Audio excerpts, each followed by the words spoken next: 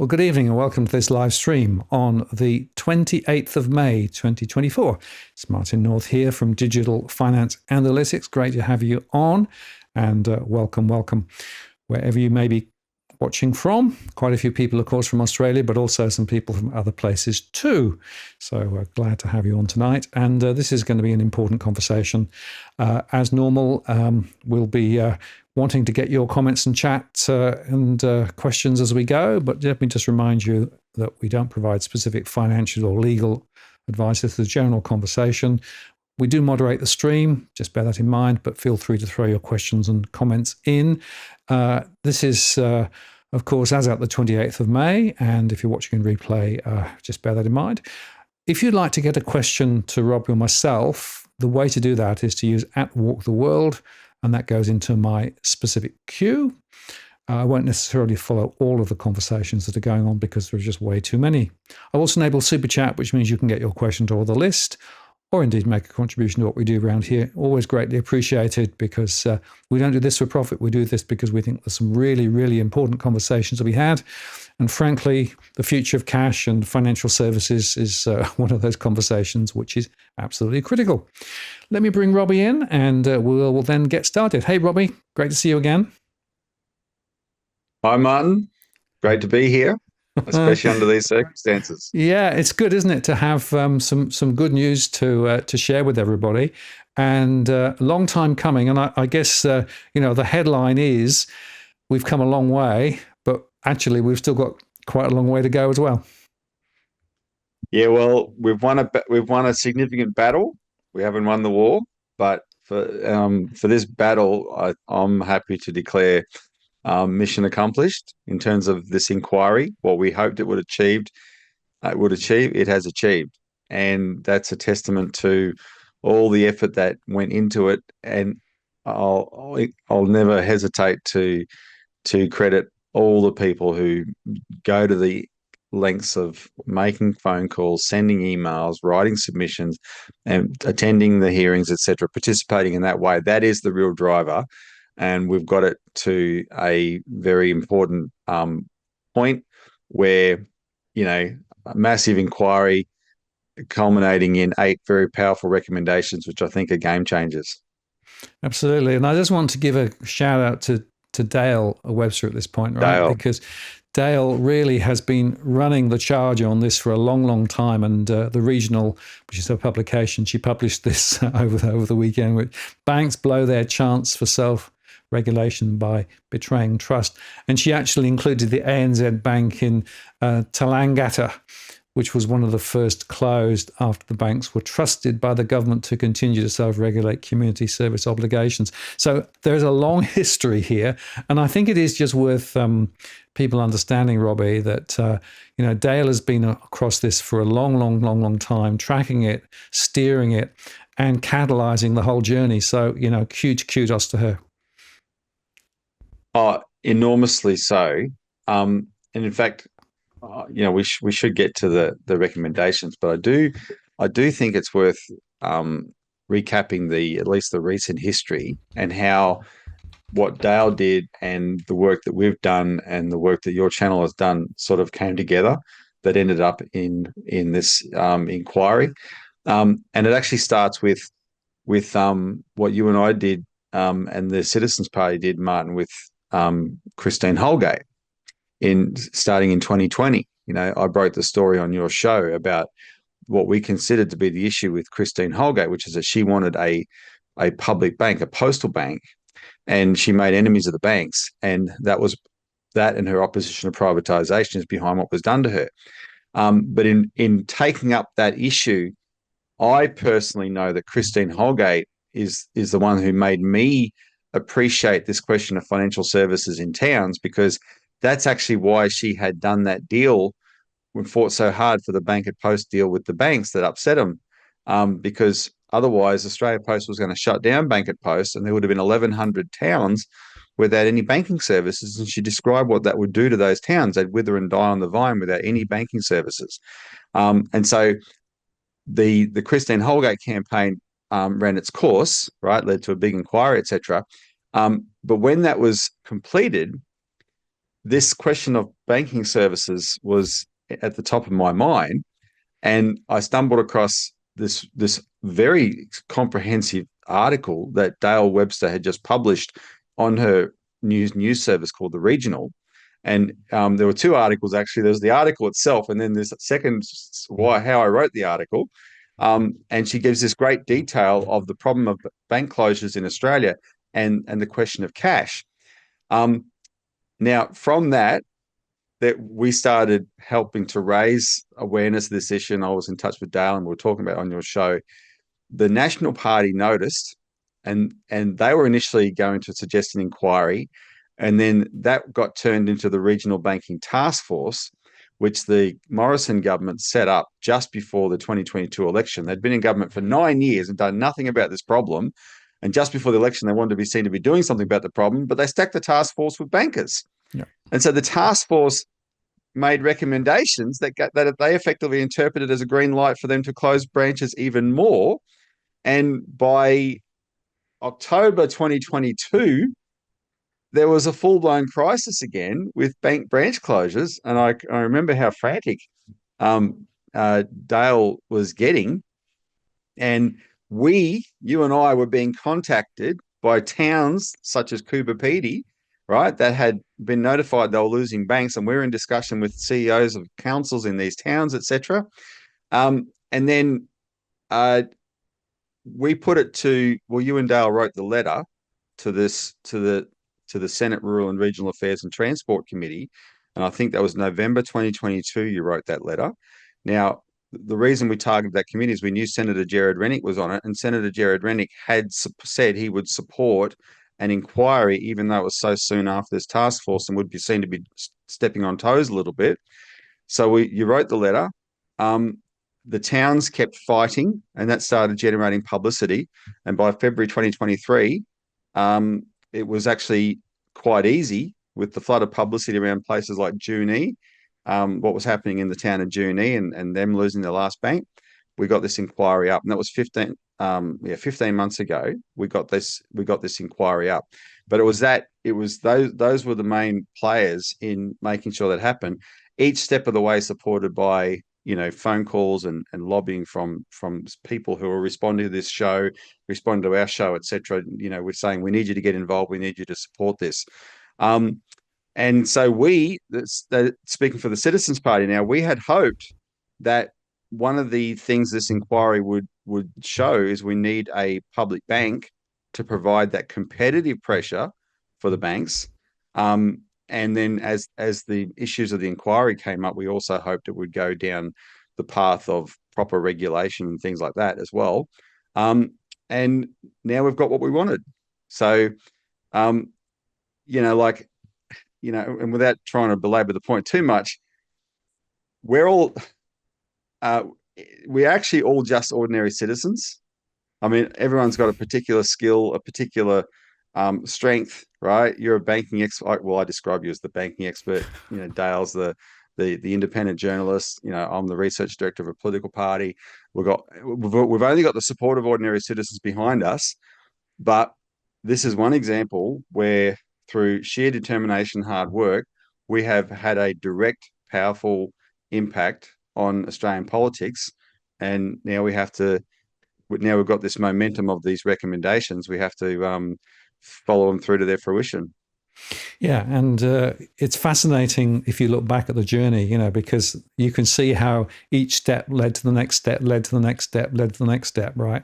And at each point, we were able to get the community to actually, intervene and make those phone calls and send those emails. And I know from speaking to a few politicians that they actually had way number of calls than they expected on this issue. So there was a level of awareness being raised. And then, of course, the Senate committee went and visited regional towns and other locations and started to hear from the community.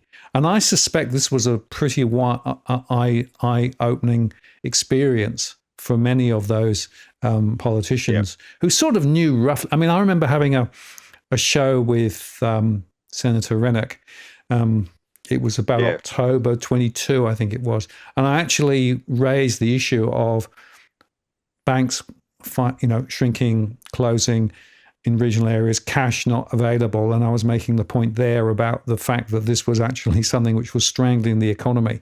And it was interesting because the Senate sort of picked that up, and that was another catalyst. So you can see how all the breadcrumbs lead to where we've got to. The other point I want to highlight, Robbie, is that in those conversations, the need for access to cash, the inability to be able to use the digital networks because they just don't reach. The famous example of having to fly up in a helicopter to be able to make an electronic payment, which stands out.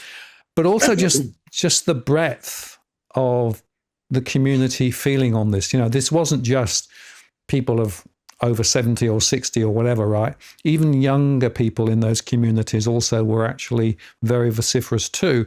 And so this is a very, very important thread here. This is something which has got really complex. And then the final point to make is that the banks, of course, completely muffed it, right? Because they basically rolled out their spokesperson, Anna Bligh, who really just said the same thing over and over and over again without any real evidence. And they proved that the evidence that they were actually, was using was actually incomplete or inaccurate. And then there were sort of marginal movements by some banks to try and, at least we'll stop for a little while, et cetera, et cetera. But it is interesting because there are, if you like, two opposing forces here. There is the banking stuff going on, in the banking community and all of those things, and the banking leadership, which is sort of very much connected to Canberra and connected to big cities. And then you got communities and real people, right? Thousands and thousands of people in those communities are saying, hang on, this is not a fair shake of the sauce bottle, to quote a senior older politician. So it's come to a really important point where the Senate did a really good job. And you and I think, were a bit twitchy on this because it got so late on Friday last week, and I was thinking, putting the cash out and the trash out on a Friday, will they muff it again? But no, actually, this report was really powerful, really clear, and really reflected all the evidence that they collected. Yep. And were we ever twitchy? For sure, it was not a good look. It was not a good sign. We got to after 2:00 on Friday afternoon, the report still wasn't, and it had already been delayed a week, remember? And as it happened, Martin, it was fortuitous that you had said to me, let's do a show on the 28th. Yep. Because the original schedule, we should have probably, if you hadn't have already had someone, we should have done a show last Tuesday, but the report wouldn't have been out. Yep. So they delayed it a week. And even then I'm thinking, why isn't Matt Canavan launching this report first thing in the morning, getting maximum publicity for it, etc. I'm thinking, I hope. My main concern, was because remember, I got to attend every single hearing. There were 13 hearings, and I sat through every one of them and did a lot of traveling in the last 15 months. But, so I appreciated the power of those hearings. My main concern was, were these politicians going to be giants in the regions and go back to being mice in Canberra, right? Where the power of the lobbies, led by the banking lobby, is almost absolute. What was going to happen there, and it wasn't clear to me. I can only imagine the pressures that would have been being brought to bear behind the scenes. So that's one of the reasons I was especially nervous. But my thinking was, well, it doesn't matter. I had decided, even if they fluffed it, then we know what the report should have been to reflect what was in those hearings. We would have said that, right? And I was trying to prepare everybody for that possibility. As it happened, all my fears were allayed. And I think I learned. Can I say this? I learned something out of that. And here's what I learned. And I've learned this before. It's sort of something you got to be reminded of and really learn it. And that is, we're not in this thing as a game. We're here to change things. And our experiences in life, and especially as it relates to politics, tend to convince us you can't change anything, right? And we take that too seriously, because most of us, until this kind of process, haven't really approached it properly. Or many people talk themselves out of even starting, because they start off with that idea you'll never change anything, so they never try. Um, but you can be in the middle of the throes of a political battle and think, oh man, is this getting anywhere, right? And not take stock of the fact, well, hang on, you're in the game here. Whatever's happening, you're making some kind of a difference, right? You may not think you're winning, you're landing every blow, but you're making some kind of a difference. And that's a much different thing than being some kind of a spectator spouting opinions and just hoping you'd be heard for your opinions, right? And so what this episode showed me is that no, we've actually made an enormous impact, and the combination of everything coming together, and especially giving these towns the ability to testify, really moved the political needle, if you will. Certainly, all of the cross party selection of senators who participated in this inquiry, and they represented all parties, were universally affected by what they saw. And what they saw, if I can summarize really quickly, is this: they saw the banks were liars. That's what they saw. Because this started off with the banks saying, we're following our customers into digital banking. They don't want to use branches anymore. That's why we're shutting them.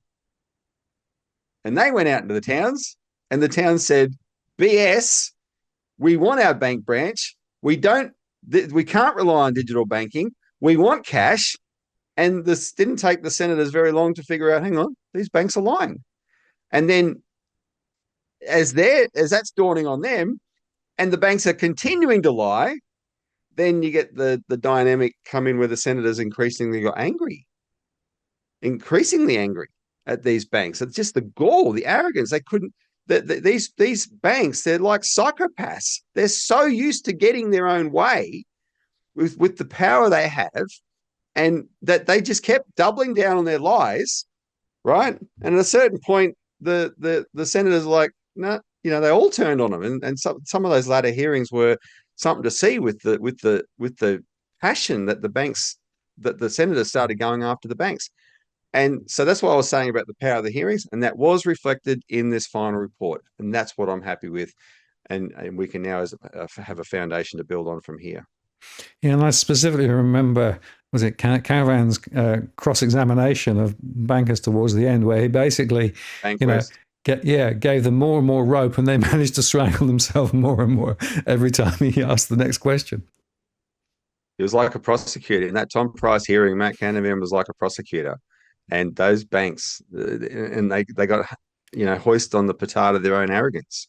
And so, but then he did the right thing by not leaving that at the Tom Price hearing, by reflecting that in the report, right? Okay, something's got to change here, and we're going to make the recommendations to make the change. And before we go through the recommendations, Martin, I can tell you, the banks are squealing. They're screaming their heads off. They're not happy.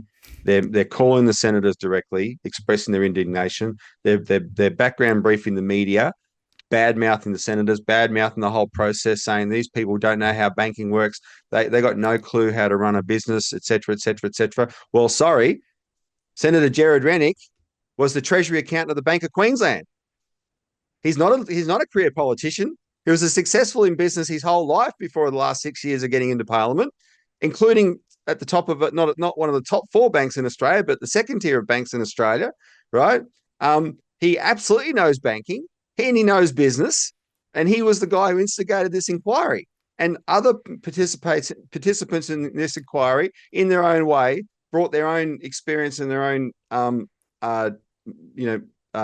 professional skills, etc., to the table. They've all been interfaced in one way or the other, and the banks can make up all those claims all they like.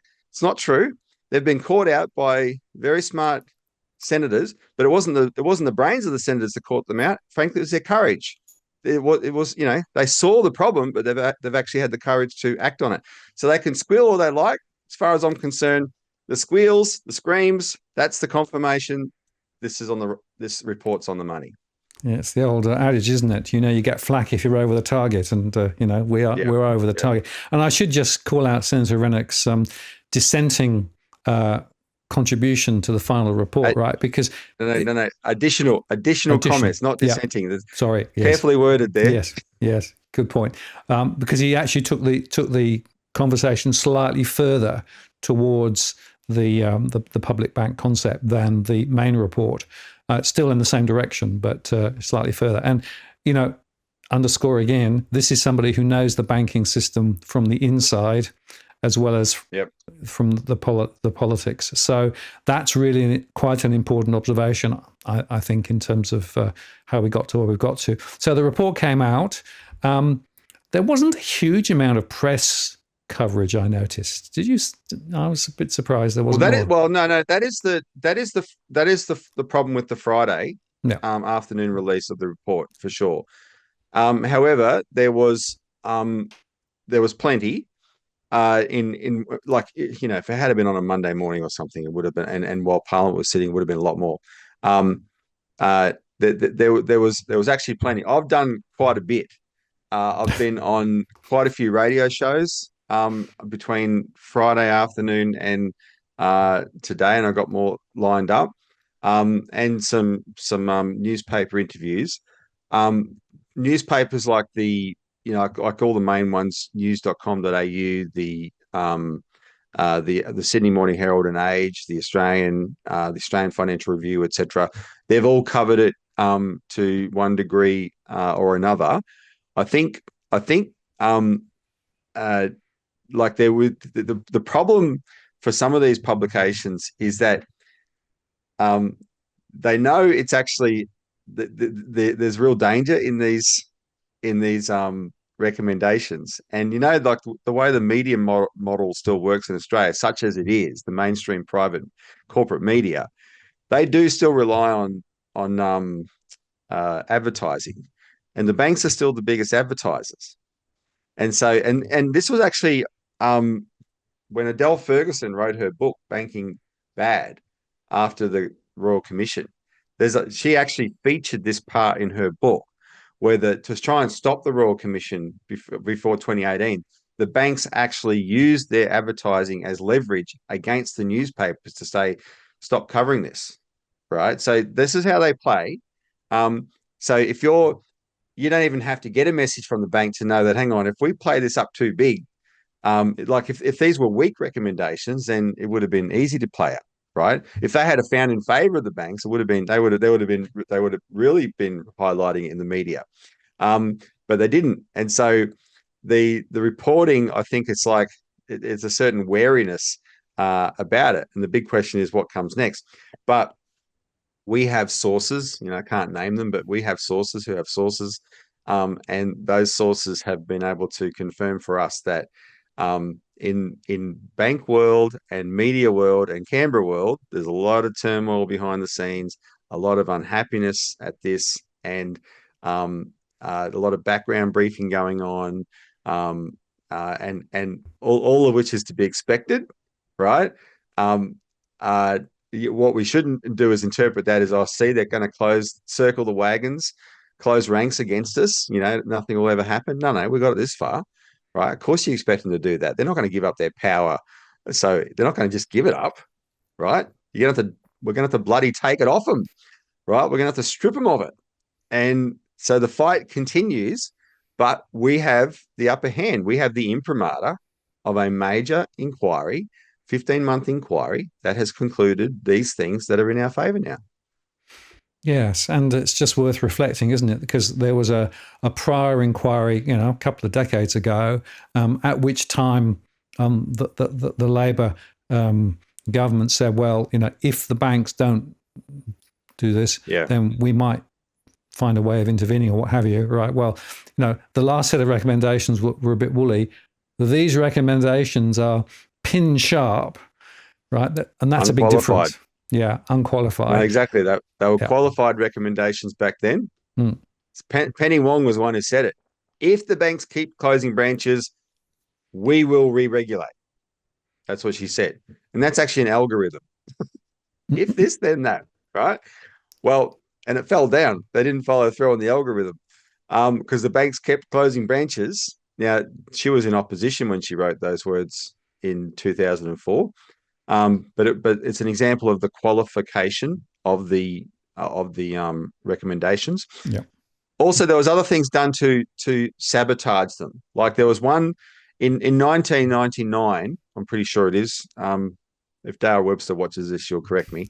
But in 1999, when they had the first inquiry that Anthony Albanese was on, there was a strong recommendation in that to say that the banks should keep some form of service, even if it's stripped down, in every town. They should, even if they want to close the proper branch, they must keep some form of service in the town. And that was a very strong recommendation.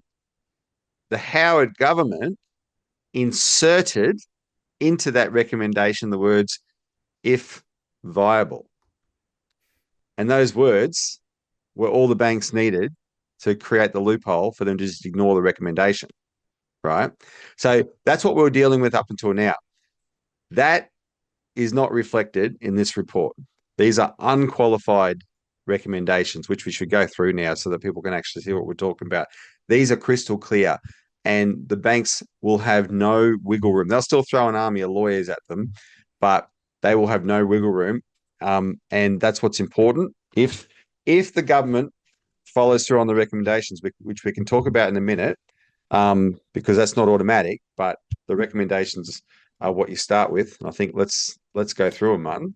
Yeah, just before we do, 2 points. The first is that the recommendations are they're very strong recommendations, but there is still a political fight ahead to make sure that they actually does get prosecuted the right way, right? First point. Second one, on the viability question, one of the things that came through from both the data that was presented by the banks, which showed that it was really wobbly, and secondly, of course, the other broader point is, as accounting in banks, you can move money around all over the place, so you can choose which bits of the banks look profitable versus which bits don't. Yeah.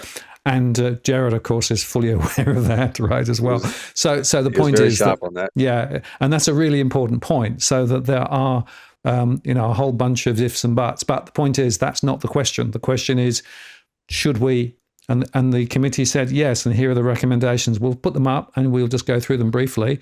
So recommendation 1, and this is really remarkable, right? The Australian government adopt a policy recognising access to financial services an essential service. To this end, it should commit to guaranteeing reasonable access to cash and financial services for all Australians.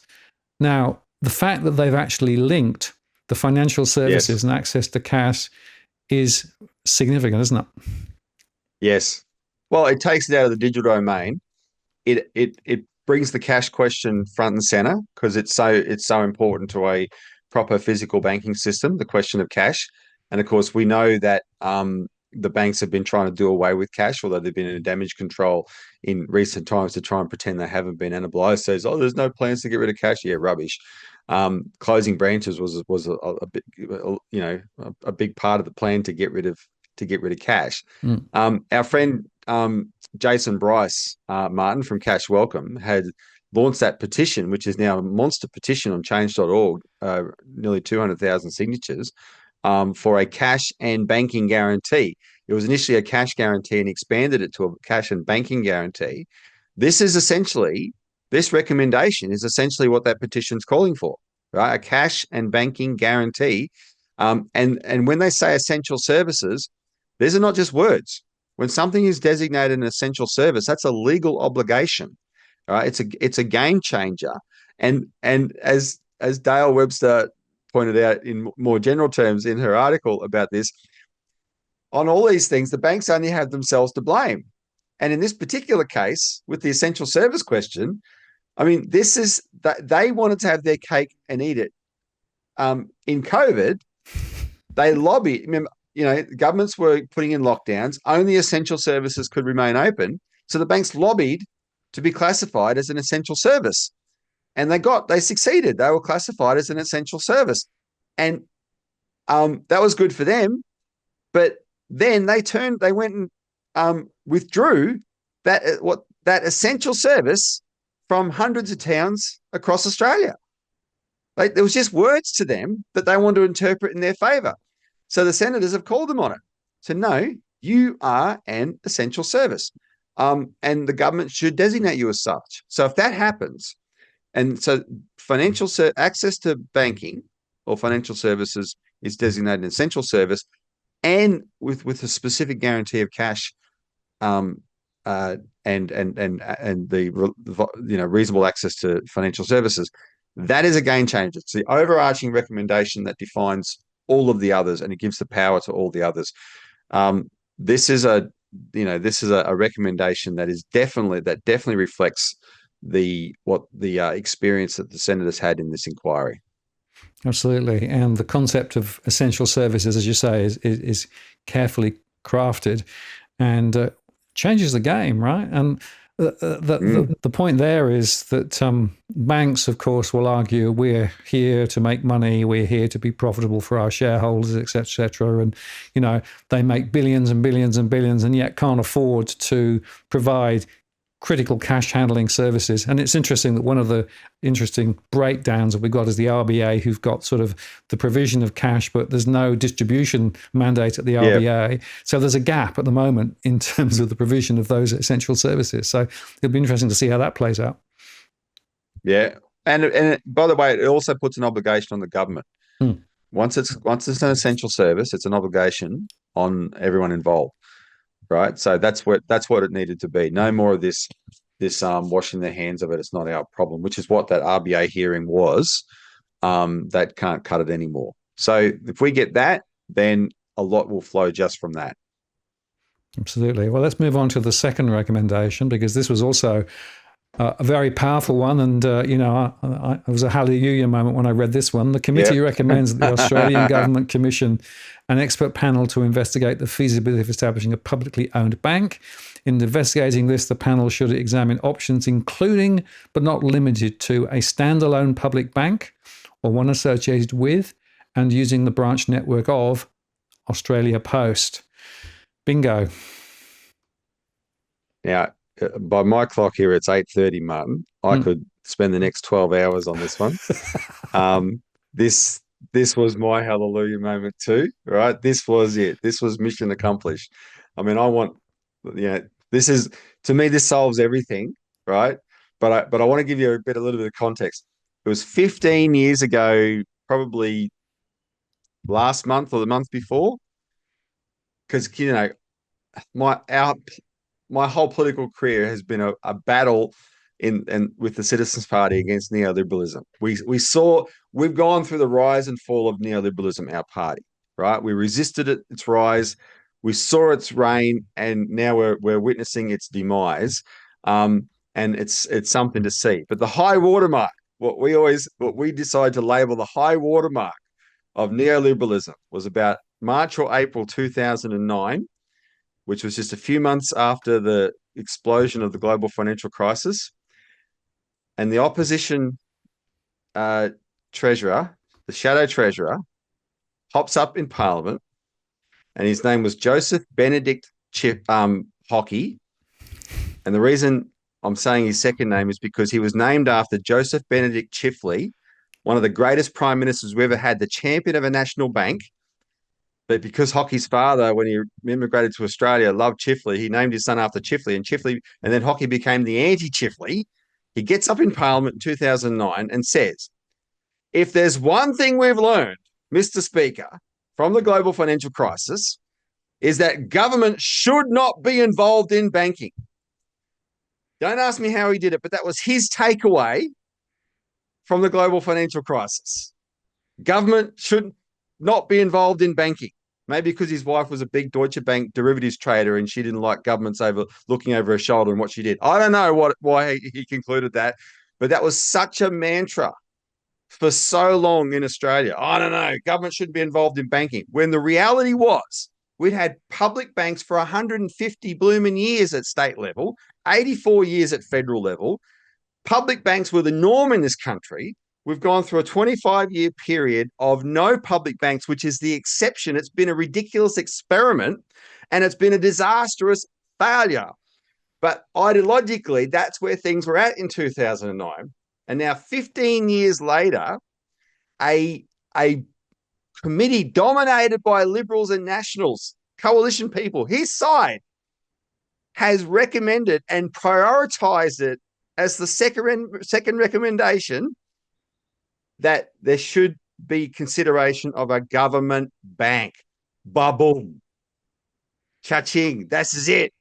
We've almost put the stake in the heart. Well, we've put the stake in the heart. We've almost covered the crypt, right? Buried this Dracula of this vampire of neoliberalism with this recommendation. It is a beautiful thing. And it is a game changer because, you can have one thing that's impressive is there's a 199-page report. There's only 8 recommendations. Yep. There's not 50 recommendations. There's 8, and 8, each of them in their own way, are quite powerful. So this is already a wise committee. But even so, some of the other ones we're going to talk about, the banks will throw an army of lawyers at those and look for loopholes and make loopholes and whatever. But competition with a government bank, there's nothing they can do. They either compete on service or they die. Simple. You want to screw your customers and take away their service? Well, they're going to walk over to the post office and join the public bank and give you the big middle finger, and you won't have any customers. Woo! And if you're right, Mr. Bank, Mrs. Bly, if you're right, you won't have a problem with that because your customers love digital banking. They're not going to leave you anyway. But you're not right because you're lying bastards, and this is going to be the end of you unless you start to compete, right? And that's what I mean by a game changer. And by putting it up there like that, in a way, I think it's quite clever. The way they've worded it, they want this, there's a whole process just to look at this. In fact, I actually there is a reason. It's in the actual body of the report. They actually explain there the reason they don't come outright and call for a public bank is because the inquiry didn't have the time to go looking into a proper costing of a model of a public bank. It didn't go down that kind of specific path. If they had it actually says it probably would have recommended an actual public bank. So they're leaving that up to a secondary process. But the fact that it's in there in terms of the whole zeitgeist of Australian politics and economics is a beautiful thing, and it's a complete game changer. And now we have to seize the initiative from here and make this one stick. Yeah, I want to make sure that the committee that's formed is an appropriate committee with the right people on the committee, not stacked with bankers, right? Firstly. And then secondly, the option of the Australia Post model or not is also very important. And it's worth highlighting, I think, Robbie, that unfortunately more Australia Post branches are sort of being turned down and turned off at the moment. It's only a valid option for as long as the Australia Post network exists. Exactly. Now, so you've raised 2 things there, and I'm glad you've raised them. I didn't put you up to raising them at all, so I'm not pre-prepared for this. Rubbish. Okay. First thing, it is very important who's on this expert panel, because if they stack it with bankers, it's just a charade.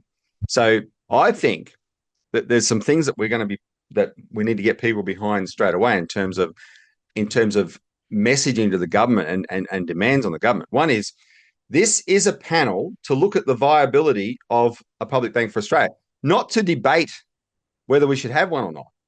No private banker should be anywhere near this panel. This is not about them, right? This is say, okay, here's how a public bank works. Can we make it work here? So you need people on that who actually have expertise. We should be bringing in public bankers, even from other countries, such as people involved in starting Kiwi Bank in New Zealand, for instance, right? They should be invited onto this. But I'm going to, on behalf of the Citizens Party, lead a campaign to call for the Prime Minister of Australia, Anthony Albanese, to nominate one particular eminent Australian who is probably best qualified to chair such an expert panel because of their experience, and that person is Christine Holgate. Christine Holgate should be the person that Anthony Albanese picks to chair a panel of experts to look into this question of a public bank / postal bank for Australia. That is what she was looking at when she was the CEO of Australia Post and was intent on doing, which is what made her enemies. And we've covered that in great length in previous shows going back to 2020. And I hope if you got new viewers who don't know that story, look it up. In a sense, you can look it on our website, look it on your YouTube channel. There's lots of material there that we covered in great detail. But she actually, and she's actually a genius CEO in general, I can assure you. She would be the perfect person to chair a panel, and we're going to seize the initiative and get her name out there as a nomination, so that people start thinking of her in the context of this recommendation. She would be perfect for it. Another person that we intend to nominate is Associate Professor Andy Schmulo.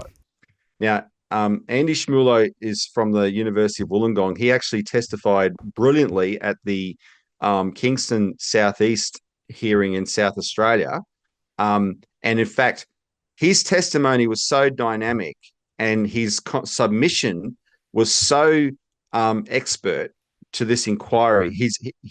It's reflected in a number of these recommendations. He's an expert in regulatory systems of financial systems, etc. And he has no truck with private financial corruption. He's played a leading role in a bunch of big inquiries at the moment, including this one, including the PwC inquiry, and including the Coles and Woolworths inquiry. He's a force to be reckoned with. He's the kind of person you would need on this, just in case some of the other appointees that the government might come up with are a little bit susceptible to the wiles of the banks, right? You're going to need someone who is untouchable, right? And we'll slap that down. And so we would recommend him. But that's the sort of makeup of this panel. And the public needs to start getting behind these ideas, right? So that before Albanese has a chance to scratch himself, when he comes to the point where he realizes that, well, we better implement these recommendations, it's almost a given who's going to be on them, right? So that's going to be quite important. And then to come to your second point, Martin, and this goes to Christine Holgate, of course, this is really, really crucial. We won't get a postal bank if we don't have post offices. And our party is going to, now that the inquiry is over, we're going to expand what we're doing on this issue now. We ran a big campaign on the post office question in 2020 and 2021. But what Christine Holgate saved with her deal with the banks in 2018 through Bank at Post and getting the banks to pay properly for that, she made the post offices viable because she saw that they were the number one asset for Australia Post, these post offices. She's been replaced by new management that just sees them as an expense and wants to get rid of them.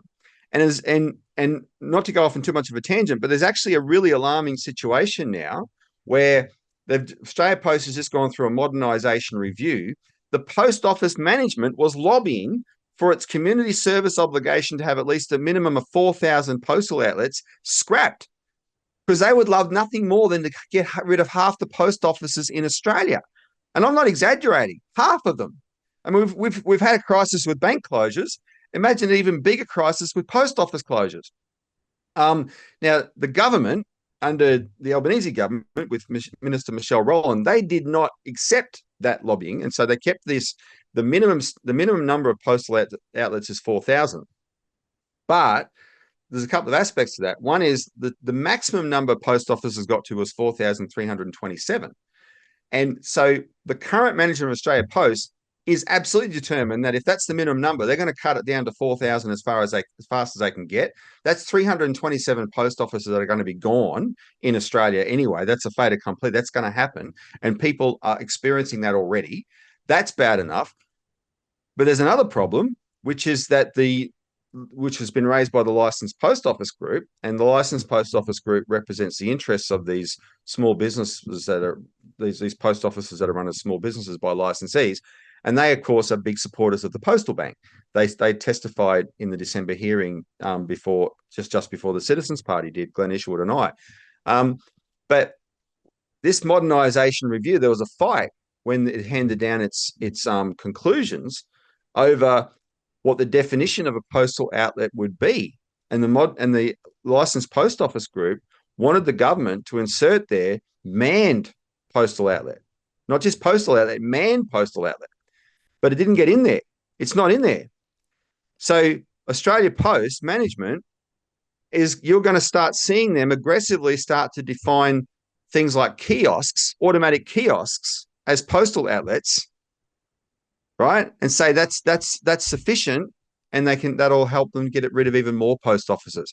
This is alarming, and the worst part of it all is if we had the postal bank, there would be enough revenue flowing from that into post offices to make the whole network viable, commercially viable again. Like, the solution is there. It's a win-win solution. It wins for Australians in terms of banking services and forcing the big four to compete. And it wins for so it's a win-win for two essential services, for banking services and for postal services, right? That's what we will save if we had the post office bank. But we're going to have to, it looks like we probably have to save the post offices in order to get the post office bank. And so just flagging that for people, that's going to be its own fight going forward. You'll hear our party talking about that quite a lot, and getting this message through about there's a win-win solution for all of it. Yeah, and it's worth saying, isn't it, that some of the LPOs were very, very active through this last campaign. Their reach needs to, I guess, extend more broadly across the post office network, because not everybody's in that group. Well, look, I really encourage. I'm really impressed with the LPO group as an association. They've done brilliantly, but I'm also I'm just generally impressed with these post office licensees. Even the one at the who testified at the Bribie Island hearing. She's not a member of LPO group as it happened, but her and her husband have been following the campaign for a postal bank, fully supportive of it. And they were able to testify to that effect in the Bribie Island hearing. There was a post office, post officers testified in Beverley in Western Australia, in Carnama in Western Australia, and in Tom Price in Western Australia. And in each case, really powerful testimony, right? So they're brilliant people, these post officers. They do not deserve what they're getting from Australia Post. Right now, they're going through their own version of the pain of Mr. Bates versus the post office, the UK scandal, because there's a whole new software system being rolled out in post offices in Australia. And it's slower and clunkier, and they're all worried that any problems are going to fall back on them, because the short-term corporate management at Australia Post, they're not going to want to take responsibility for anything. They just here today, gone tomorrow, with as big a bonus as they can manufacture. And it's these post office licensees who have put in the decades at Australia Post running their businesses, who are the institutional knowledge of the business, and that's why they support us. We need them to all, see this as a solution. If you're watching this and you know your local post office, or next time you go to the local post office, ask them, make sure they're aware of the campaign for a postal bank and what this committee has recommended, right? So that if they're not, a lot of them will be, but if they're not, they can see there's a bit of light at the end of the tunnel, right? And that these people of Australia are going to be rallying around them to make sure that we get this win-win solution. Absolutely. And there's a couple of interesting comments came in on the chat. The first one was Bossman said, what was Bribie? Well, Bribie was one of the hearings, right? That was one of the places where there was a significant hearing. That was the final hearing was in Bribie Island. Yeah. And in fact, it's still available if you want to go over and watch it. Or listen to it. It's actually available for an audio format over on the PAL TV. And Hammered asked this question, or commented on, are the post offices going to be hold more cash and beef up the security? And of course, that's part of the question, isn't it? How do you actually extend the range of services that can be provided through the post office network, if in fact that's the route to go down, bearing in mind that less than a third or so of the services that in a typical branch you could get compared with the post office. And that's another lie that, of course, the banks have been peddling.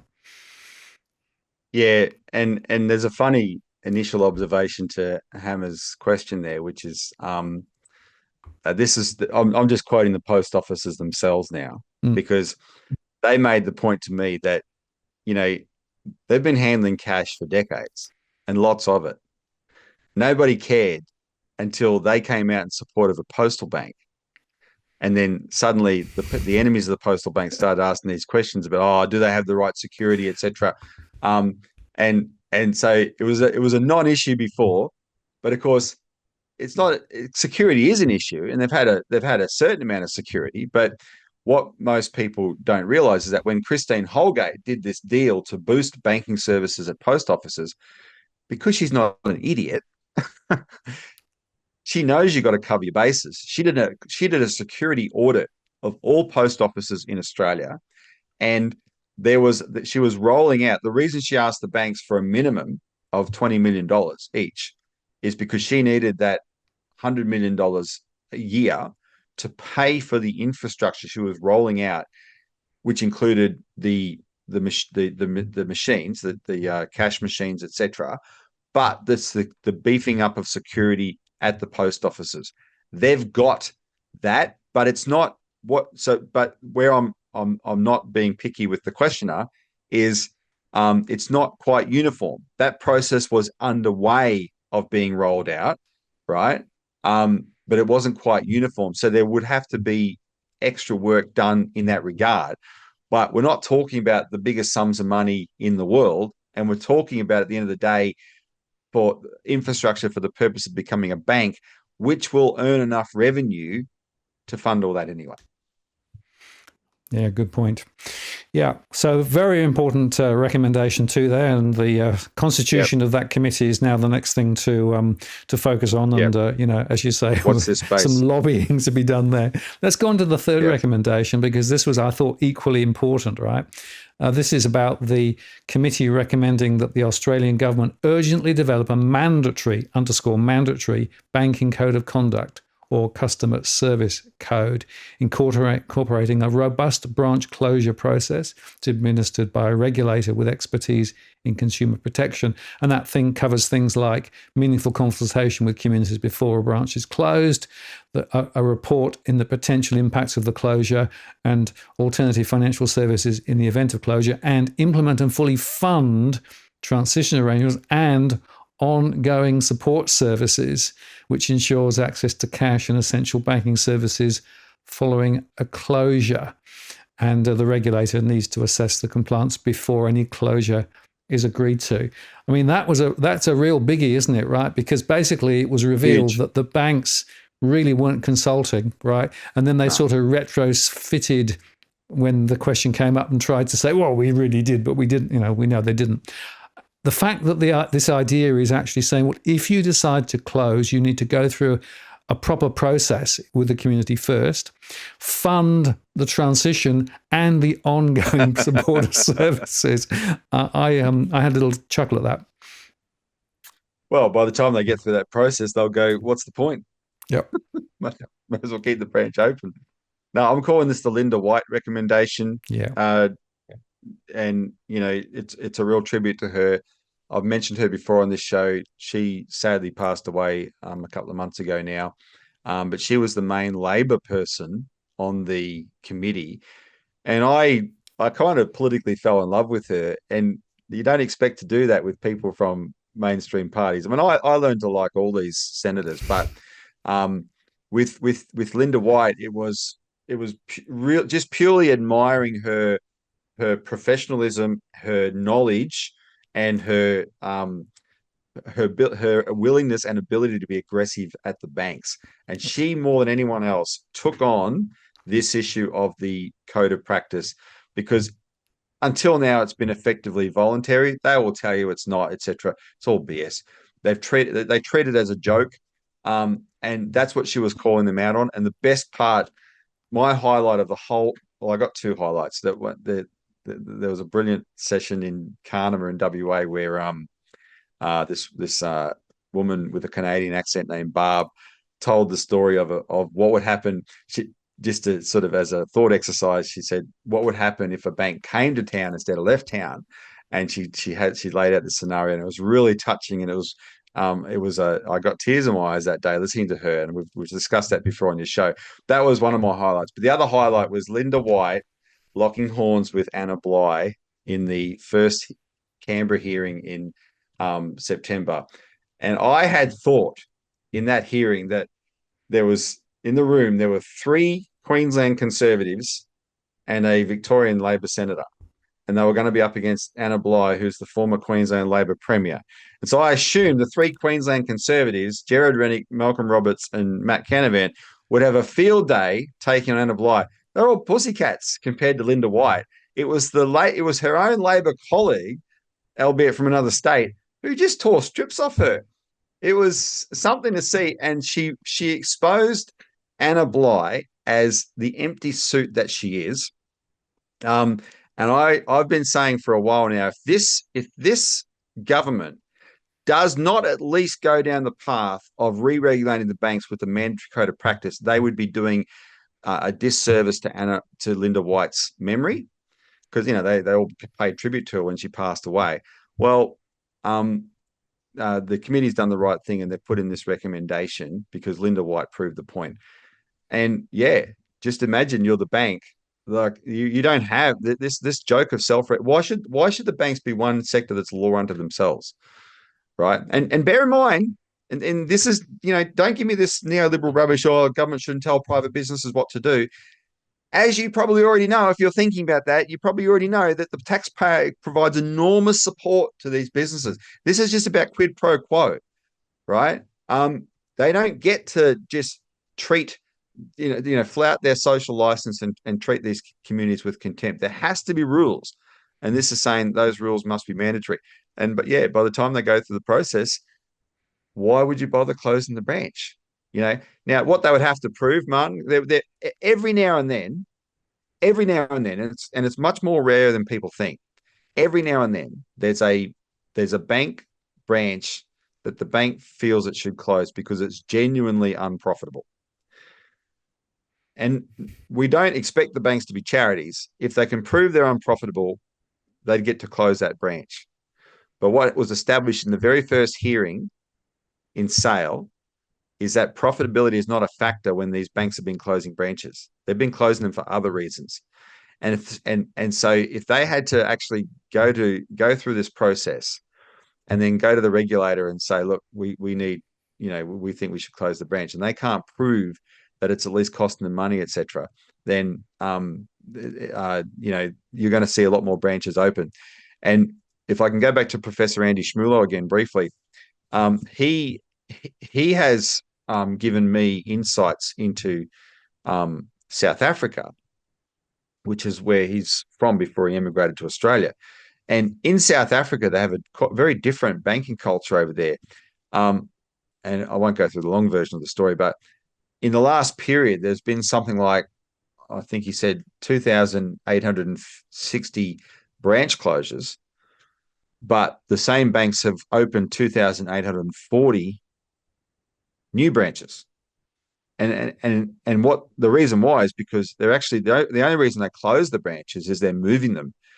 A common excuse is to a safer part of town. There's some lawlessness problems or whatever. If there's a high crime area, they'll close a branch there and move to another part of town. The regulator approves those branch closures. So that tells you there's only 20, something like 20 in this period of the thousands that have been moved have actually been closed permanently. That's how small the actual need for closures actually is, if at all, right? That's in the South African experience. So there's a metric and I think it wouldn't be that different for Australia, to be honest, right? Coober Pedy wasn't an unprofitable bank branch. These things weren't unprofitable, but now Coober Pedy doesn't have a bank because of the bastardry of Westpac, and none of these places consulted. The guys at Bank West were so arrogant, they said in the Beverley hearing, why would we consult when we don't intend to change our mind anyway? So see, Martin, this is the kind of stuff the senators were listening to when they sat at that table and took their testimony.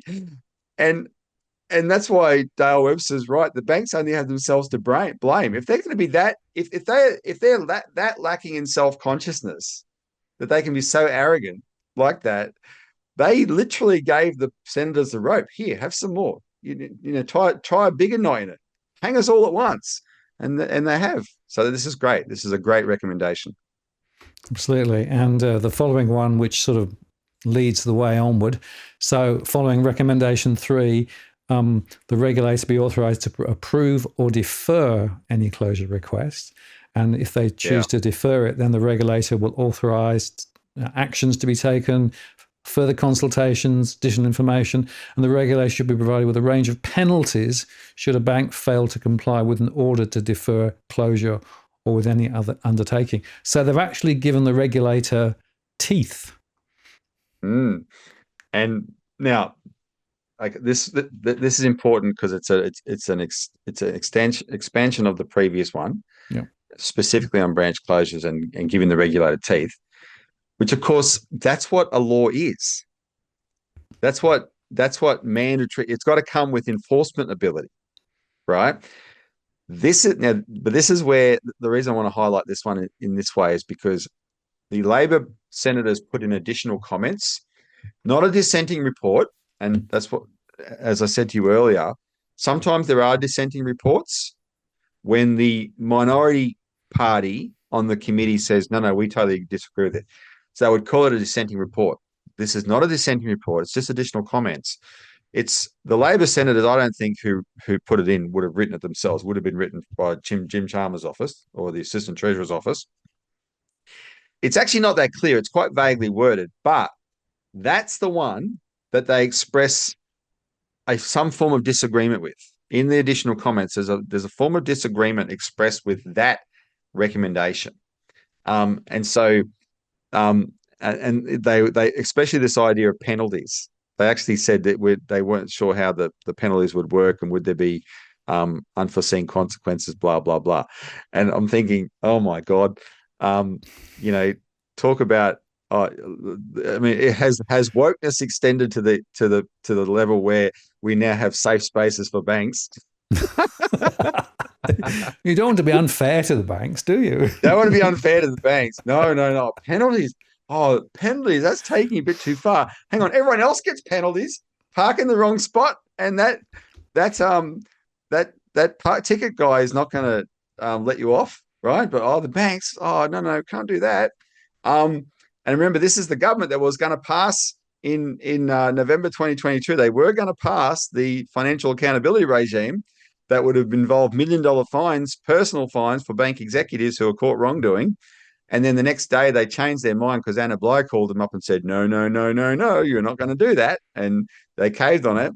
So in that frame of mind, they've expressed concern about this one. So that'll be a point of contention. I'm firmly coming down on the side of penalties, so we'll see how that fight turns out. Can I say, like with the other recommendations that we'll go through, they're important, but I'm firmly of the belief that you get a public bank with that competition factor that doesn't exist now for the private banks, that is more powerful than any of these recommendations, as important as they are. Absolutely. In fact, Jerry just super chat. Thank you for the super chat, Jerry. And you said, out of 10, do you trust the recommendations will be enforced like the Royal Commission? Nothing will actually happen. And it's a good point. The point I want to underscore, though, Jerry, is these are very definitive recommendations. There's nothing woolly about them, right? So it's hard to see how they can be ignored. Jerry, the way to think about it is, out of 10, what is your determination that they be implemented? Yes. It's actually on us. We got this whole process to this point. We don't just think, okay, we're Moses on the mountaintop now. There's the promised land. I can't get there with you. No. We have to see them all the way through.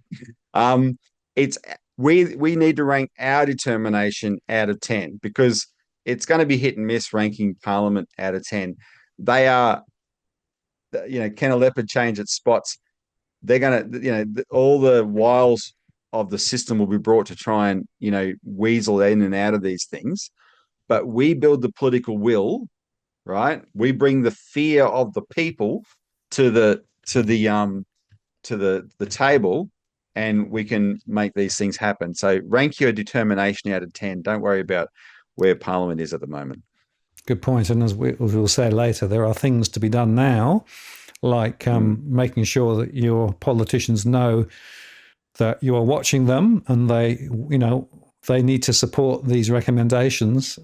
Make the phone calls, send the emails, keep pressure on, because this whole process has stemmed from a bottom-up, community-led process, right? Rather than a top-down, do this, right? Not like coming down from the World Economic Forum or something else, right? No, this is bubbled. Right. This is bubbled up from community, from serious people saying this has got to change, and that's going to continue. So there's no way that this is not going to be progressed. And okay, there'll be an election at some point, and of course there'll be an attempt to sort of sweep it under the carpet, etc. But no. These definitive recommendations are so strong and so powerful, and the community won't let them get away with it. That's what we're going to make happen. Yep. Exactly. Let's move on to the next one, because there's also a recommendation here about the barriers to customers switching banks, particularly thinking about maintaining branches in regional, rural and remote towns to attract more business. I'm pleased that the connection to more business is brought out in this one, because one of the things that we highlighted through our research and in fact through the various materials that were presented, this isn't just a theoretical conversation about access to branches. No. This is about the life, blood, the business community in those regional towns. And by the way, when we say regional, rural, remote towns, it spreads, of course, even into some of those areas closer into our main centres too, because they're busily closing branches there too. So it's important to see the connection to the business momentum and therefore to the business outcomes in those communities. Well, the benefits of a public bank, the benefits of proper banking, but my default as a public bank, is multifaceted, and what a public bank would do, or if you and what private banks would do if the settings were right, is start investing in towns instead of withdrawing investment. It's not just services. The services the bank is a form of source of investment. And what we've had in our banking system for so long is the reason your channel exists. You're the number one whistleblower, in a sense, on the property bubble in Australia, because you've had, think about we've got four big banks that everyone uses in one way or the other, and some small ones. So all those people in regional Australia have been putting their money in the bank, but their deposits, they're not sort of underpinning a lending regime that's putting investment back into their communities. Those deposits that come from regional areas are helping to support the lending into the capital cities for real estate, which is all the banks are interested in, right? And so we've got a bubble in the capital city property markets, and we've got regions and businesses starved of credit. And that's been the story of Australia. And if you could just reverse that, you could have, 1,000 flowers bloom. The regional Australia would be like what happens in Australia's deserts when it rains, and suddenly they become, flower gardens, right? It just takes some investment. Now, a public bank would do that. A public bank would be that source of investment and would be so successful that the private banks would come in behind it and try and take advantage of the increased economic opportunities. It's just those private banks will never lead that. But that's why the public banking model is so important. And this is what business need. They've had such a difficult time getting credit because of the settings of our banking system. It's got to change. There's so much potential out there. Regional Australia is enormously productive, and I mentioned earlier the Carnama example with the Barb from Carnama telling the story, and it was really touching. She described in detail what would happen if a bank came to town and set up. and to invest in the town. And she said the bank would have workers and like 2 or 3 tellers, and they would have spouses. And she this was a fictional scenario. And one of the spouses is a music teacher, and he joins the local school and he's teaching music. And then another spouse has some other skill or whatever. But because the local school now has more children going to it, more teachers of more diverse skills, more people come along and start sending their kids to school. And then they decide they can have a permanent high school, because up until that point, the kids have to go away to boarding school when they're in the high school. And she's telling this story, and suddenly the town's flourishing because the banks come to town. And the reason she's told that story is because that's the town that Westpac closed its last bank, and that literally the reverse had happened, right?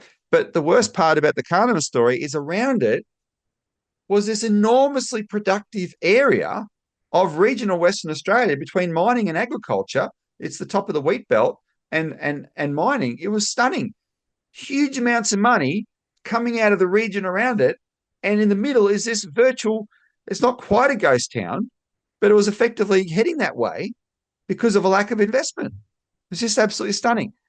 That's the importance of what having banking services can do, and what a public bank would do.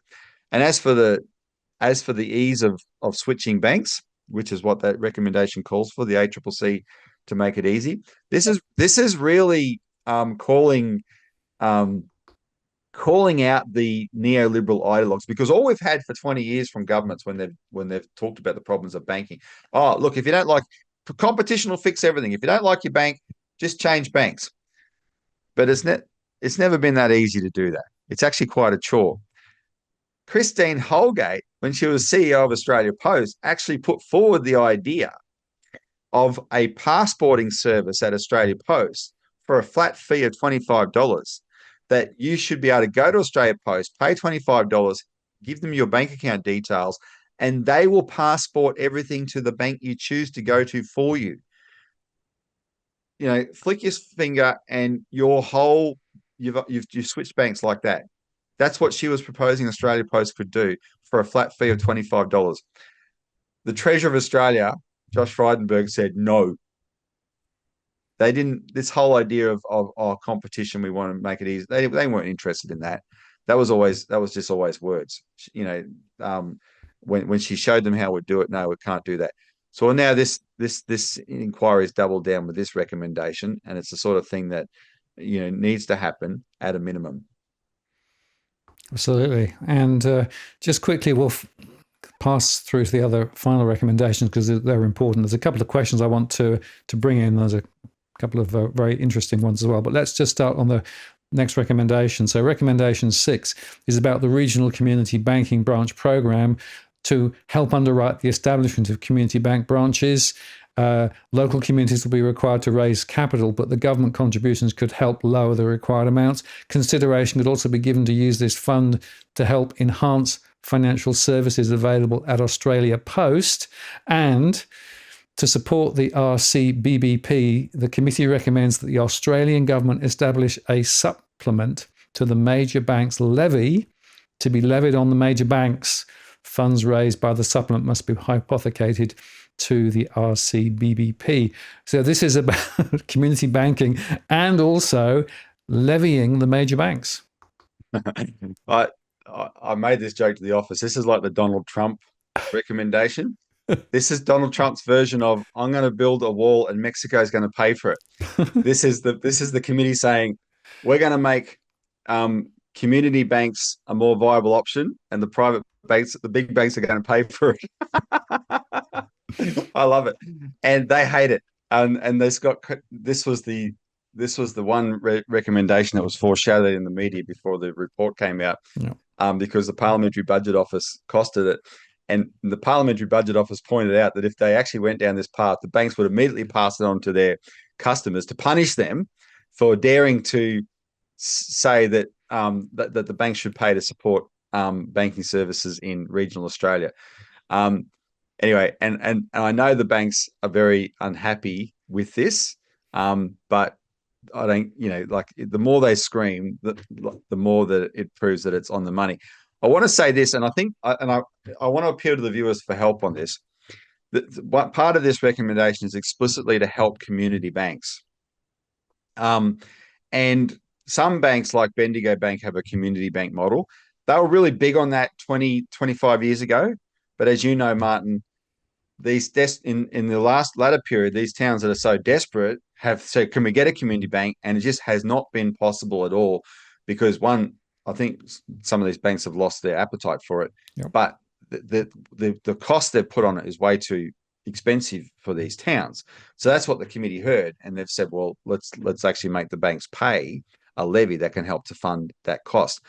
But the part I want to appeal for is there's a general area here of banks outside of the Postal Bank, but also outside of the Big Four, which are these smaller customer-owned banks which don't close branches. They want to keep branches open. Because their point of competition is service, right? And unfortunately, up until now, they have aligned with the big banks in coming out and attacking the Postal Bank idea. As someone who is a spokesman for the Postal Bank campaign, I'm trying to get the message to these guys. We do not see the Postal Bank as something that the customer-owned banks should fear. In fact, I'm firmly of the view the government should have ways to help the customer-owned banks and incentivize the customer-owned banks to be more competitive against the Big Four banks as well. And one of the reasons, though, that they shouldn't fear the Postal Bank is because the Postal Bank is not going to be there to poach anybody, right? It's not going to be there to undermine other good banks in town, right? If you're getting good service from your customer-owned bank, stick with your customer-owned bank. But what it is going to do is be that source of default financial services that really shows up the Big Four, and it's going to pick up plenty of customers. But the extra investment that the Postal Bank will provide will benefit those customer-owned banks from the extra business that's going to come their way as well. So I really want them to understand that, you know, community banks, customer-owned banks, they're gonna coexist with a Postal Bank really well and a proper banking system. We did it. Lisa and I did a show the other week about this, where the headline is the solution is. Actually, probably wasn't me on there. Lisa and Craig Ishwood, probably, or Richard Barden. We need more banks, not less, right?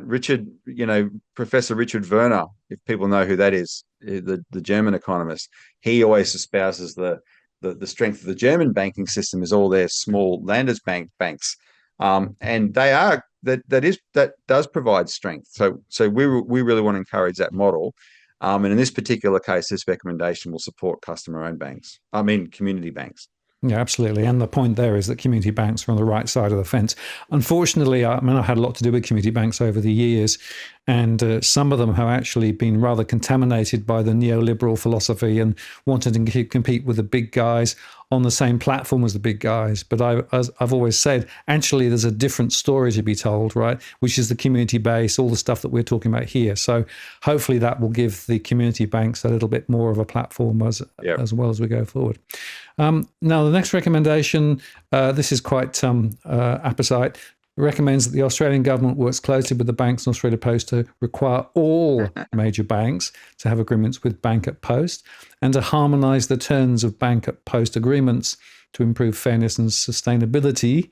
Specifically, agreements should include increased deposit limits to support small businesses, provision to facilitate identification verification, and to handle issues around temporary account closures or multiple signatory requirements. And the major banks that do not put in place agreements with Bank at Post to deliver financial services should pay an increased supplementary level as described in Recommendation 6. A and Z, please note. That's right. This is the Shane Elliott recommendation. That big sook.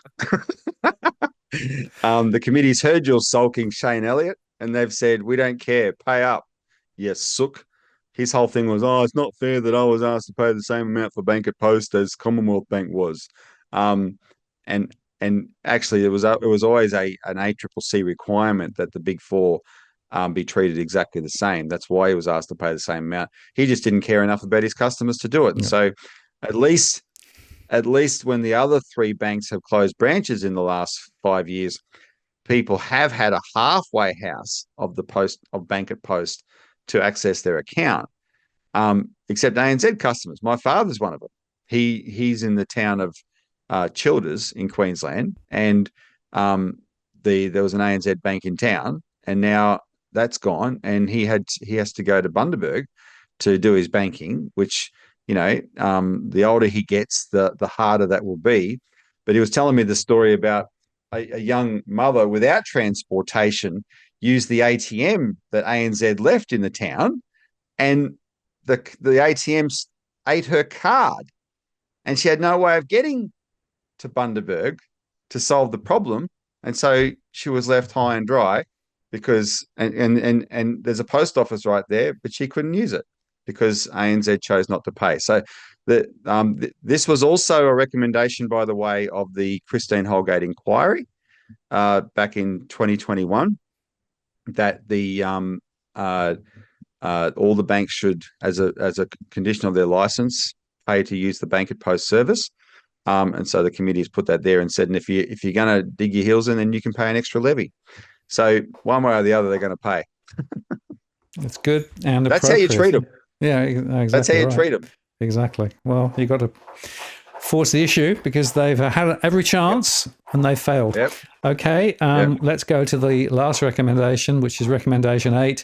The committee recommends the Australian Competition and Consumer Commission consider measures to protect access to personal and business banking services in regional, rural and remote locations. This may include, but not be limited to, proposing an authorisation to circumvent anti-competitive laws, such as that banks can cooperate for the purpose of reducing the impacts of bank branch closures on regional communities.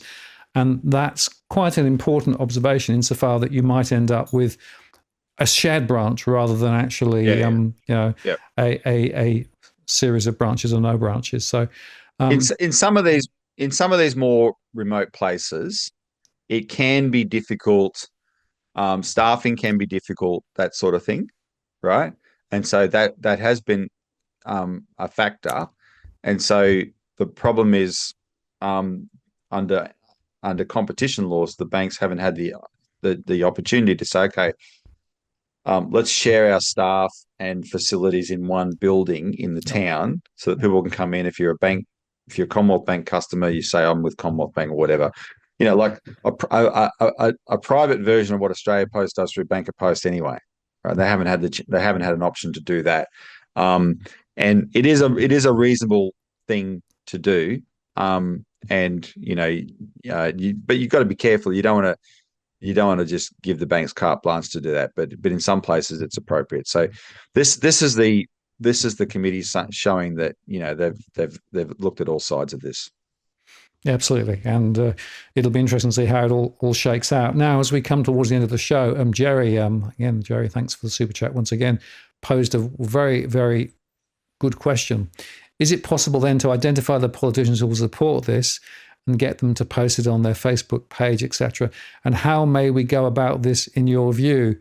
Thanks again for your service. And that's the critical point, isn't it? So how do we make sure that the politicians know that actually this is a really important thing and they're not going to be able to just ignore it? Well, I'm glad you asked that, because on that note, Martin, I might share my screen. Sure. I just wanted to, here we go. Share. Yep, ready to go. Can you see that now? That's a tweet from Senator Jared Rennick from today. And this is him tweeting about this report and recommendations. So I'm just giving this as an example. He's nailed his colours firmly to the mast. He was always going to fight hard for this. But that's a lengthy tweet he's put up. He elaborates very much on the public bank model, which is what he put a lot of stock in. And in fact, I've brought along here. There's Senator Rennick submitted additional comments in his own name to the main report, and there's a section here towards the end where he goes, the advantages of a public bank are many and can be outlined as follows. It's really good. We're going to to publish that in uh, our party's magazine this week. Those additional comments that he's made there. Now, I'm just going to I just wanted to show you that as an example. So he's already put it up. All right, what have I done? That's right. Okay, good. So I just saw some. I was having a technical glitch. Now, so he's going hard on it. I think the best answer to Jerry's question though is to understand that the politicians are going to reflect what they think enough people want. So don't look at this as who are the default supporters already. Certainly, the people associated with this committee are going to have varying levels of support for all these recommendations. What we do need to do is launch a number of things. One is a call for all recommendations to be implemented in full, right? And that can become its own powerful call. And there's talk about getting a petition up to that effect. So I'm in discussion with people about doing that, and we will publicise that through Martin's channel, through our channel, etc. Follow along, and you will see that initiative. We'll have the other initiatives as well, such as you will see our party launch this call for Christine Holgate to be appointed as the chair of the expert panel for a public bank, and also nominate Professor Andy Schmulo. And we're also going to start hitting very hard on this message that we won't have a postal bank without post offices, right? So we'll go with that. All of this will be heard by the politicians. Now, we have other people who have participated in this inquiry who are just as keen on these recommendations. In fact, I was getting broad feedback from Friday afternoon about how excited people were about these recommendations. So they're all interested in having a part to play. Some of these people include people well and truly connected into the Labor Party, in fact, a part of the Labor Party. So it's been put to me that what we need to do is get the backbenchers in the Labor Party to start taking this up. And that requires the citizens, the public lobbying, members of Parliament, right? Back a few months ago, when Bankwest sort of shocked everybody with this announcement that it was going to shut all 60 branches, 45 of which were going to be shut permanently and 15 going to be rebadged to CBA, that was such a shocking announcement in the context of this inquiry. We said then people in WA should contact their marginal seats, the politicians in their marginal seats, and it worked. 2 weeks later, the Labor Member of Parliament for the most marginal seat, Tangney, got up in Parliament and gave a speech about branch closures, and he referred to all the calls he was getting, right? So this actually is quite important. So between so especially targeting the marginal seats of Labor backbenchers, but in general all backbenchers, we need to start the message now, and people can do this as of tomorrow. Find your local member of Parliament, find your local senators, but especially local members of Parliament and the ones that they're going to need to win government. We're 12 months away from election. Call them up and say, you're really concerned about this banking issue. The inquiry is completed. It's hand down recommendations. You MP should support them in full, right? And get the message and follow it up with an email, or send an email first and follow it up with a phone call, whatever. But let's get those calls started. Our party will help to put finer details on this for more specific targeting as it unfolds. Can I also say we've already got this enormous amount of momentum just on the cash issue. The cash issue has taken on a life of its own. It's its own thing now, right? Huge amount of public support on this question of cash, which is related to this. And that support, we need to harness that to get in behind these recommendations as well, because the first one is the solution for all of it, right? So anyone who's participating in this discussion tonight, you have a role to play. Understand that you can introduce people to these campaigns and say, look, if you want to keep branches, if you want to keep cash, if you want a postal bank, this is what you got to do. Get behind it, watch the show, share the show, get on the websites, etc. And it'll happen. It doesn't happen overnight, right? We are crowing tonight about the end result of a very lengthy, drawn out, detailed, tiring process. Tiring A indeed. 15-month inquiry. I've never done so much bloody traveling in my life. And I hate traveling. I genuinely do. It's a pain. But I like being in the places I go. I just wish there's some kind of more instant way to get there. But it was a great experience. So we're now at the beginning of the next stage of that process.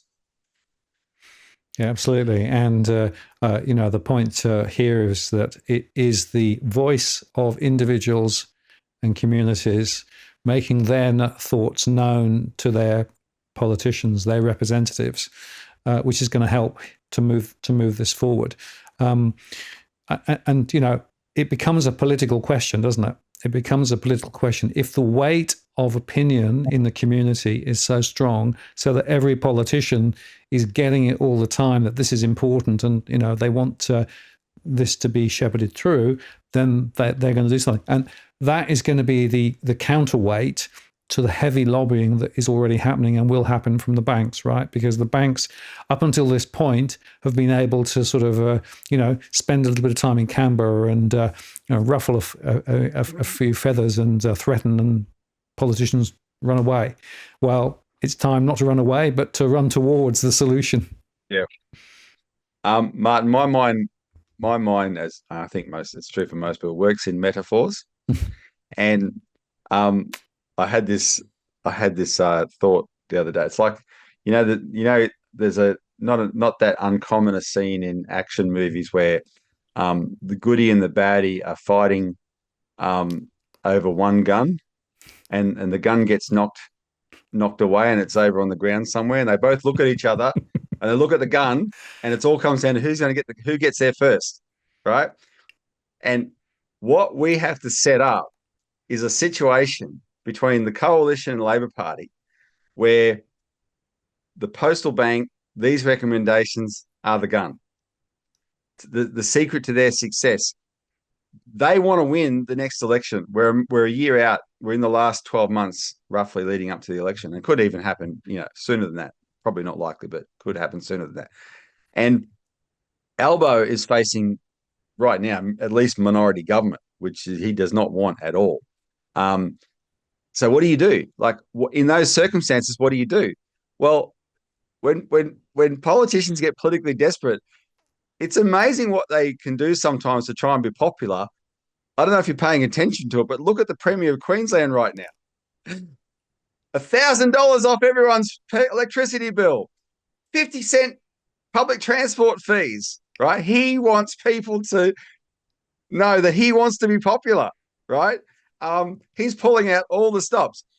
Something like this, where finally politicians are taking on the banks, it's never going to be unpopular. The only reason that they haven't done it is because both sides have been bought off by the banks until now, and so they've given each other cover. You can whinge about, we used to whinge about Scott Morrison voting against the Royal Commission 26 times, but the Labor Party voted against it 25 times. It's just that they switched first, and then they used that against Scott Morrison, that he voted against it one more time than them, right? But you can make them switch, especially when their political survival's at stake, And this is a bipartisan committee has recommended these recommendations, and it's all about both sets of parties going, well, what do we got to lose? All this neoliberal ideology has got us nowhere. Everyone hates it. Who's going to grab those solutions first? And we have to engineer that. And that's just through sheer lobbying, persistence, contact, harassment of members of parliament, and just never letting up. That's all right. It is the next step in the journey, right? And that's the whole point. So we will continue to report back on this channel and elsewhere as well in terms of what's going on. Please take the time to contact your local member. You can go to the Australian parliamentary site and look up there the contact details, either email or phone. It doesn't take too long to do it, and it makes a big difference. The more people who do it and keep a bit of pressure on, the more likely it is we're going to get the right outcome. And there's more in the journey, but I think we can celebrate progress to date. And Robbie, kudos to you for traveling to the four winds, as it were, all over the place to be able to be there on the ground. But I think it's important. This is a real community-based, bottom-up issue which is impacting real Australians in towns and small communities across the place. But there's a bigger picture here as well, which is also quite exciting. So thank you so much, Robbie, for your contribution tonight. Any final thoughts before we sign off? No, well, shouldn't say no and then add something, I suppose. Look, pat yourselves on the back, everybody. Just understand the difference between a battle and a war. But you got to acknowledge your victories when you get them. And this was just persistence and hard work, but this is a really, really decent outcome. And I can tell you, we've shifted politicians on this, especially the ones who personally participated in this inquiry. And so now, we increasingly have to put aside that instinctive cynicism of, oh yeah, everything's rigged against us, you'll never change anything. No, we keep showing that we can get into it, we can get under their skin, we can push things forward, but it requires unwavering focus. That's all, right? And not getting distracted, not giving up, etc. But this is what democracy was always supposed to be. Like, citizens were always supposed to be engaged like this. There's never, like, we got this idea that there was politics and there was us, and we just lived our lives and the politicians did their thing, and if it affected us, it affected us. If it didn't, it didn't. No. For a proper democratic system to work, the public needs to be engaged. And what we're showing is when you engage around these key priority issues, you can make a difference. So we have to keep it up. So we've won this battle. Let's go on to win the war. Thank you, Robert. Well, I appreciate that. And, the model I always use when I think about the political system is, you've got the triangle at the top with all of the politicians and you've got the community. And it's often seen as a top-down thing. Turn it upside down. So the community is actually driving the political process and the outcomes. That is what actually DFA is more about than anything else. It's about empowering local communities and individuals to influence the political agenda and to drive it in a direction that perhaps is different from the neoliberal top-down thou shalt view of the world, whether it comes from the World Economic Forum or elsewhere. So that's what this is actually about more broadly. So thank you, Robbie. Rumor has it, Martin, that Klaus Schwab retired just because he got a preview of these recommendations. So I don't know if that's true. I can't confirm it, but it fits. Wink, wink. Love it. Thank you very much. Well, have a good evening there, Robbie. We've put links and things below in the comments, and we'll be back, of course, to update people as this progresses. But I want to say thank you very much for your time tonight. Greatly appreciated, and well done. And thanks to all of the viewers, and particularly the super chats. I'm going to take you offline now, and I'll close the show, Robbie. See you later.